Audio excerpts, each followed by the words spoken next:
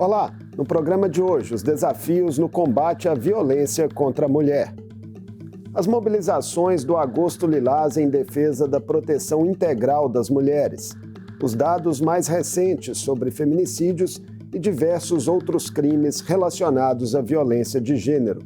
Os 19 anos da Lei Maria da Penha e os avanços a serem perseguidos na sociedade brasileira. Eu converso com a advogada, professora de Direito e ex-ministra substituta do TSE, Edilene Lobo. Bem-vinda mais uma vez ao Mundo Político, Edilene. Sempre uma alegria recebê-la. Muito obrigada. Edilene, o Brasil ainda registra, infelizmente, em mais um Agosto Lilás, recordes de feminicídios e um cenário marcado pela persistência de brutalidades e agressões diversas contra as mulheres. O que a sociedade e o poder público estão fazendo de errado? Eu tenho dito sempre, quando dialogo sobre essa matéria, que nós estamos falando de um problema estrutural, secular, e que, portanto, ele tem muitas matizes. Por isso que pensar em perspectivas, em soluções, também implica em várias possibilidades. Por primeiro, então, falando do que nós estamos fazendo errado, é não compreender que uma sociedade que queira ser próspera, desenvolvida, avançada, ela precisa enfrentar as desigualdades.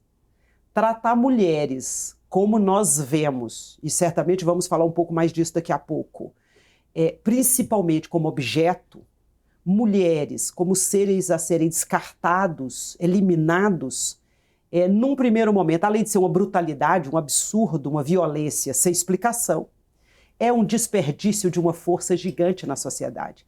Por isso que falar de igualdades, falar de oportunidades para as mulheres, para todas as pessoas, é falar desse compromisso com a prosperidade. Essa é uma tarefa dos homens, essa é uma tarefa de todas as pessoas. Implica em muitas ações, daqui a pouco falamos de algumas delas. Uma delas é compreender isso.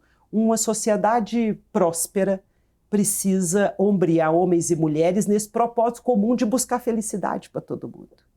Neste ano, as análises do Anuário Brasileiro de Segurança Pública se debruçam sobre 9 tipos de crimes contra as mulheres. Identificar as várias formas em todos os lugares é também um passo fundamental, Edilene, para se ter a exata dimensão do problema e, a partir daí, mudar essa realidade? Sem dúvida. Um dos primeiros passos, me parece, é principalmente dar às coisas os nomes que as coisas têm. Por muito tempo se naturalizou a violência contra a mulher. Um bordão clássico, que em briga de marido e mulher ninguém metia a colher.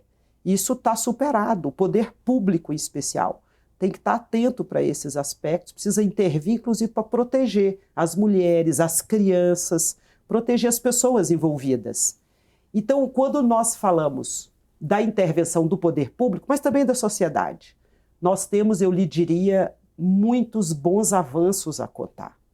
É evidente que nós precisamos, com esses avanços, mostrar números de redução significativa da violência contra as mulheres. Não temos conseguido, nesse aspecto. É isso. E identificar o problema, o porquê de nós não conseguirmos fazer andar para e passo. Por exemplo, o avançar da legislação, o avançar dos vários equipamentos sociais que o Brasil tem disponibilizado para enfrentar a violência contra a mulher. Recentemente, destaco, por exemplo, uma lei super importante, falando de uma conduta velha, mas uma lei nova, a violência política contra as mulheres. Esse era um assunto intocado há 4 anos, por exemplo. Vamos falar mais profundamente dele também aqui nessa entrevista. Então, nós observamos assim, nesse campo eu digo sempre, nós estamos falando de algo muito paradoxal. O Brasil tem uma legislação muito avançada, o Brasil tem um conjunto de equipamentos sociais, o judiciário brasileiro tem investido fortemente na qualificação de seu pessoal, na criação, por exemplo, de varas especializadas. Enfim, ao tempo que nós temos muito investimento do poder público, nós precisamos, me parece, identificar onde está o descompasso. E eu vejo um deles no investimento na educação para a paz na sociedade brasileira. Trabalhar desde o início, sempre, com as crianças, com as suas famílias, no ambiente escolar, no convívio em geral, com a educação para a paz. Nós vemos, inclusive, entre as crianças, algum exercício dessa violência que é um cultivo. Eu falava que é histórico, eu falava que é cultural. Então, nós precisamos investir, dar os nomes que as coisas têm é muito importante, com a legislação, com esses equipamentos sociais, com uma estrutura judicial sendo preparada para isso. E eu logo destacarei o protocolo para o julgamento com a perspectiva de gênero, que é algo muito avançado do judiciário brasileiro. Nós vemos, por exemplo, nos parlamentos, as procuradorias da mulher. Estão crescendo, observe, né? Que nós temos parlamentos municipais. Exatamente, nós temos um crescendo no campo público. Nós precisamos fazer isso avançar no ambiente privado, no ambiente doméstico. Nós precisamos investir na formação das pessoas. É um dado que ilustra essas preocupações, né? Que dos 9 tipos de crimes monitorados no anuário, 7 apresentaram crescimento. Agora, Edilene, há também aquilo que os números não captam.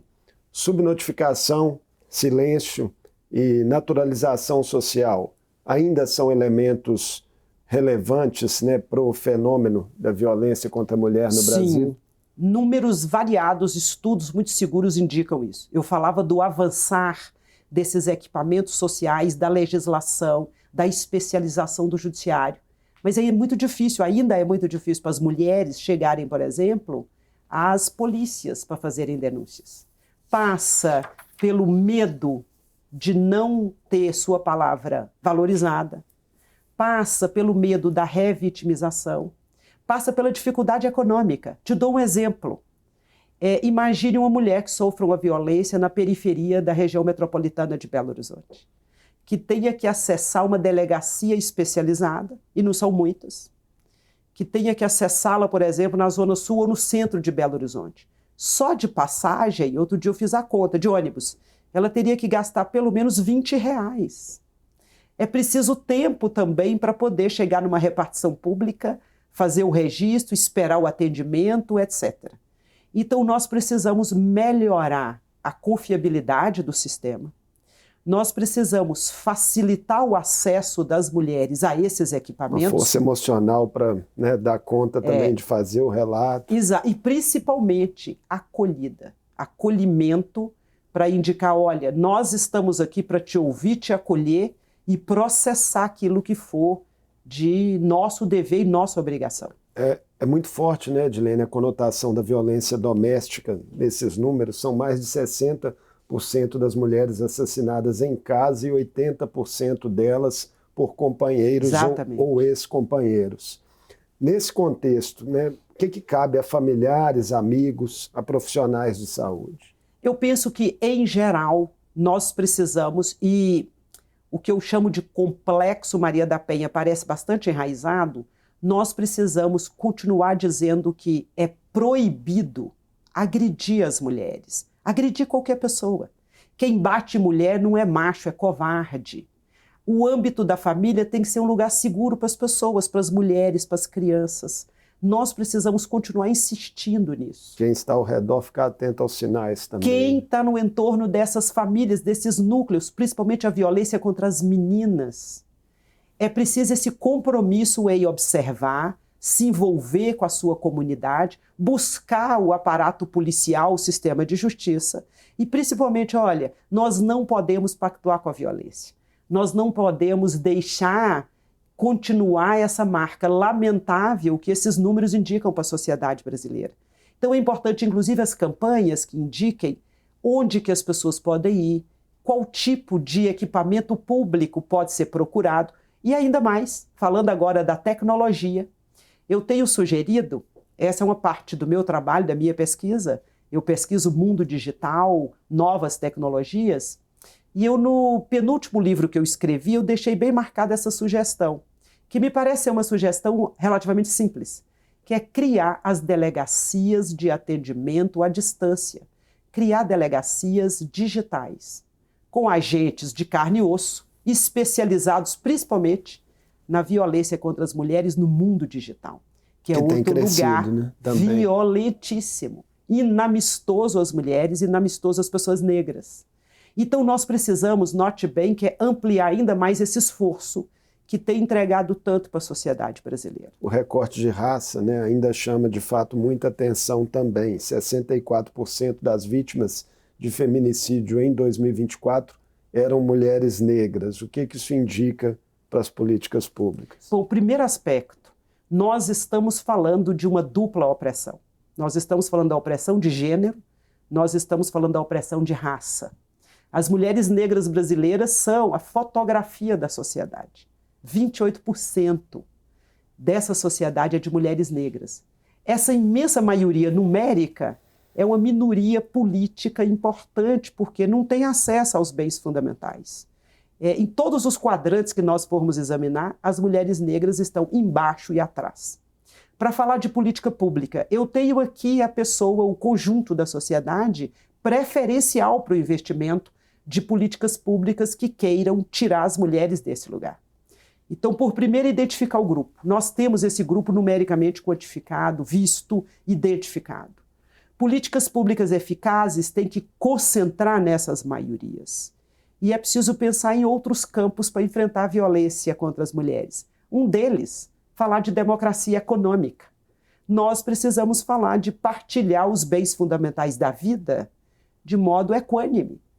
Então é preciso que as políticas públicas voltadas para o enfrentamento à violência, por exemplo, no âmbito familiar, mire a capacidade das mulheres negras se tornarem autônomas, independentes, que elas possam ser remuneradas decentemente, que possam criar suas próprias alternativas de renda. Enfim, eu falava que o problema é complexo e as saídas são muito variadas. Mas eu identifico o recorte de gênero e raça, nesse ponto específico, como um importante ponto de partida. Nós vamos atingir a maioria arrasadora das vítimas da violência. Em todos os quadrantes, viu? Também a violência política, ela atinge mais fortemente as mulheres negras. Nessa conversa nossa, né, você já trouxe aqui, desde o início da entrevista, diversas propostas de passos adiantes que a gente pode dar.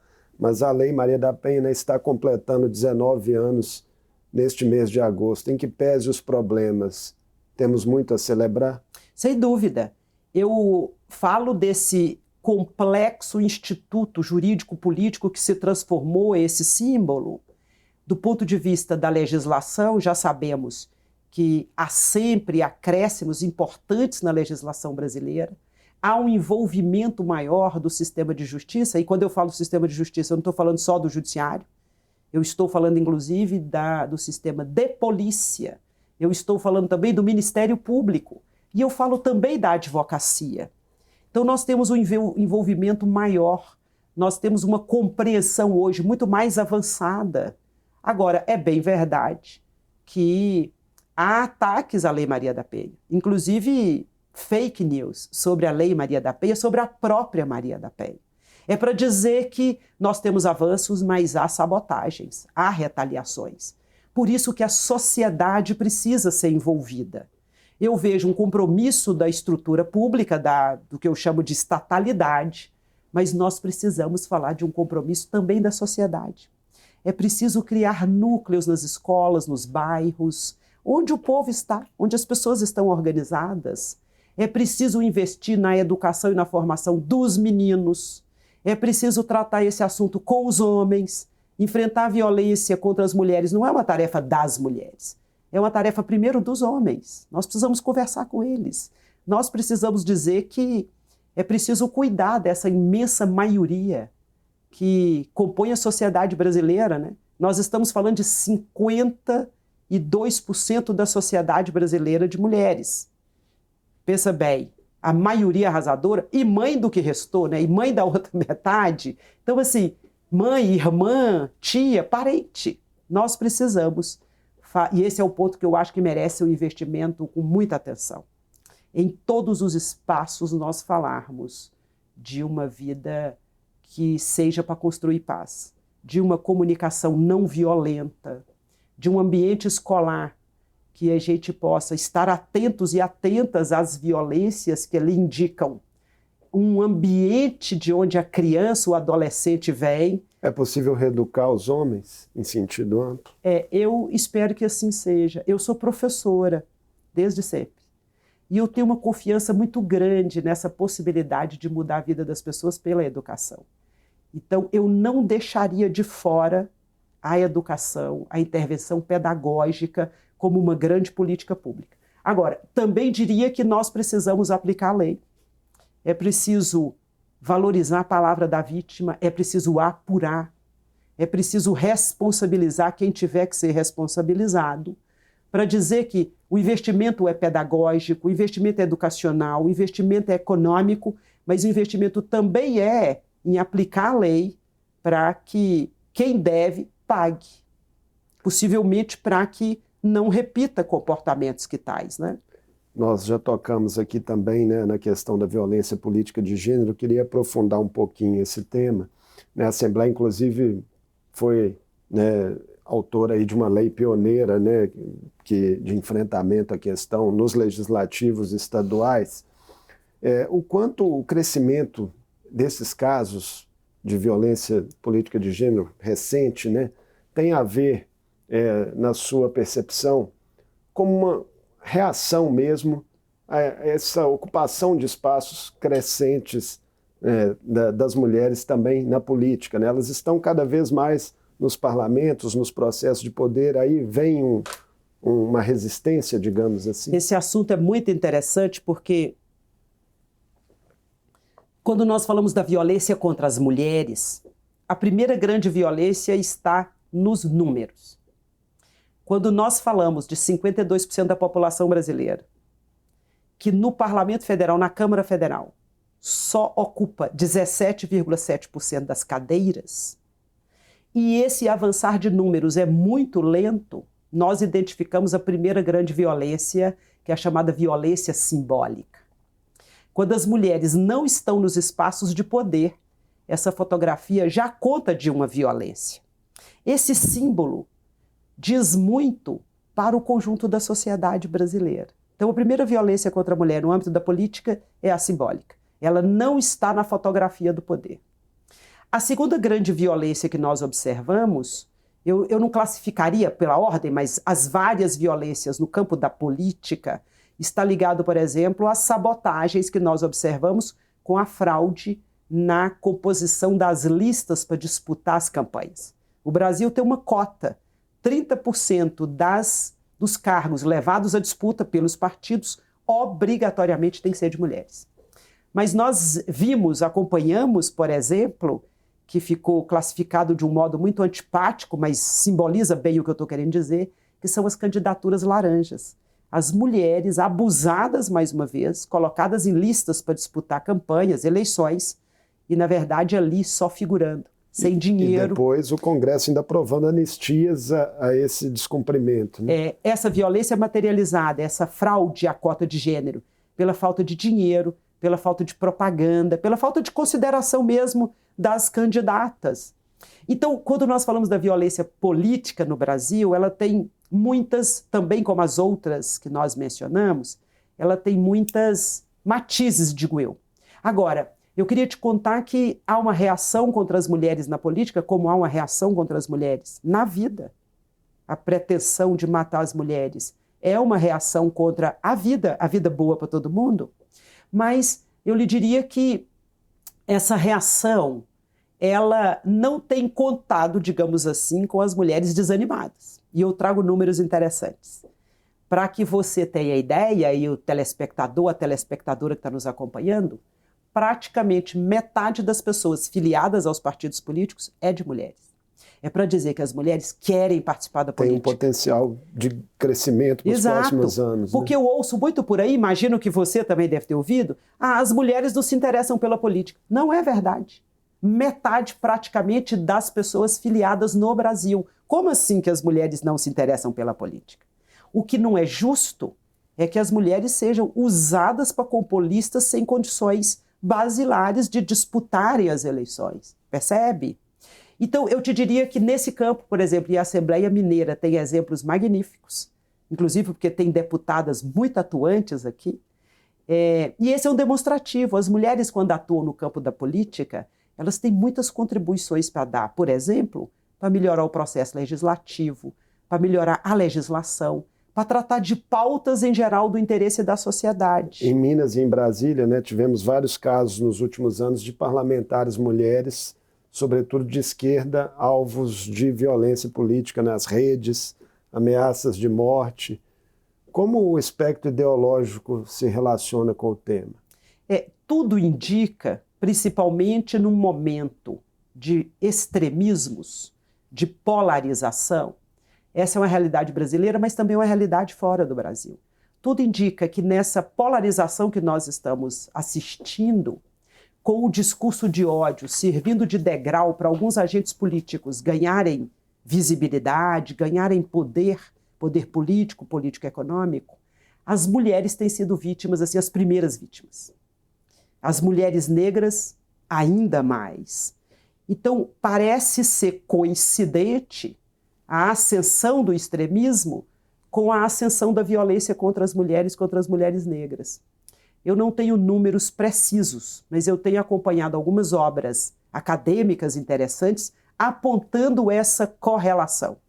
Por isso que eu vim dizendo o seguinte, olha, no modelo democrático, há muito mais possibilidades de as mulheres ocuparem os espaços que lhes são justos, devidos numa sociedade fraterna. Por isso que também deve ser um compromisso de quem se preocupa com a vida boa para todo mundo, defender a democracia. É preciso falar de política na vida, em todos os lugares, principalmente entre, para e com as mulheres. Um modelo que não é democrático, nós já começamos a observar que as primeiras vítimas são as mulheres negras em especial. Na questão da representatividade, né, que tem tudo a ver com isso, em seu terceiro mandato, o presidente Lula indicou 2 novos ministros para o STF e houve ali uma pressão de diversos setores da sociedade para que fosse indicada uma mulher. Com a saída da ministra Rosa Weber, a Corte conta atualmente com apenas uma ministra. Que esse desequilíbrio, né, nas instituições gera para o jogo democrático? Bom, antes de tudo eu quero dizer que não contar com as mulheres, com a experiência, com a expertise, com a inteligência das mulheres, é uma perda de oportunidades. Esse é o primeiro aspecto. Segundo, é uma injustiça. Eu digo do ponto de vista constitucional, eu digo do ponto de vista do equilíbrio. É a Constituição brasileira que diz que homens e mulheres são iguais em direitos e obrigações. Também é a Constituição que diz que essa sociedade livre, justa e solidária, ela precisa se comprometer com o enfrentamento à desigualdade, ao racismo. Está lá no artigo 3º da Constituição, que é o objetivo da República lutar contra o preconceito de origem, o preconceito de gênero, o preconceito de raça. Então, note que nós vamos falar desse assunto sob vários aspectos. É também uma perda de eficiência. Eu venho destacando com exemplo prático. Imagina que nós vivemos num coletivo em que tenha pessoas variadas. E nós tenhamos problemas variados. Muito provavelmente, se nós tivermos um grupo de pessoas examinando, julgando e processando esses problemas, um grupo variado, a multiplicidade de olhares muito provavelmente vai entregar uma decisão muito melhor que se fosse um único olhar, né? Eu sempre destaco que cada ponto de vista é a vista de um ponto. Então nós precisamos de muitos olhares, nós precisamos de muitos pontos de vista. Outra coisa, como é que de modo inteligente se desconsidera a força de mais da metade da população brasileira, não é mesmo? Você atuou no último biênio, né, como ministra substituta do TSE em Brasília. Como essa experiência marcou sua trajetória profissional e suas lutas, né, também, que já vem de muito tempo? Muito obrigada por essa pergunta, porque é também um modo de lhe dizer e dizer aos espectadores e espectadoras que eu concluí em 8 de agosto o meu biênio, muito feliz com a oportunidade de poder ecoar algumas vozes. Também com a oportunidade de dizer que nós podemos, nós todas, nós todos, que o que nós precisamos, principalmente nessa sociedade, é compartilhar oportunidades, boas oportunidades. Então, naquele ambiente eu pude acompanhar muito de perto, por exemplo, a formação de uma jurisprudência muito sólida na justiça eleitoral, que não permite negar a fraude à cota de gênero e que não permite deixá-la impune. Os partidos já sabem, também as candidaturas, que se houver o uso das mulheres para compor apenas listas, quem for eleito nesse conjunto fraudulento vai ser cassado. Então, eu pude acompanhar a formação dessa jurisprudência muito rica. Eu também pude acompanhar e participar no TSE dos vários eventos dando voz e visibilidade às mulheres, principalmente às mulheres negras. O TSE, inclusive, que tem uma presidenta mineira, a ministra Carmen Lúcia, que vem do Supremo Tribunal Federal e que é uma voz importante nesse diálogo pelo Brasil. Então, foram 2 anos muito ricos, muito importantes, principalmente para tratar desses temas. Eu tenho destacado ainda mais que nós precisamos falar de mulheres, marcadamente de mulheres negras, em todos os espaços, para a vida ficar melhor, para a vida ficar mais justa, para ficar mais equânime. Sim, porque, também falando da Constituição brasileira, o comando dela é paridade. Quando ela diz homens e mulheres são iguais em direitos e obrigações, nós temos um indicativo de paridade.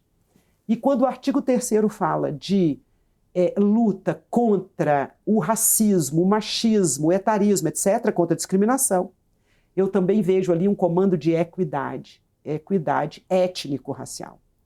Então eu digo que, em suma, a oportunidade de estar ali foi de compreender paridade sempre, equidade racial em tudo, para oportunizar falarmos de um outro lugar para as mulheres negras.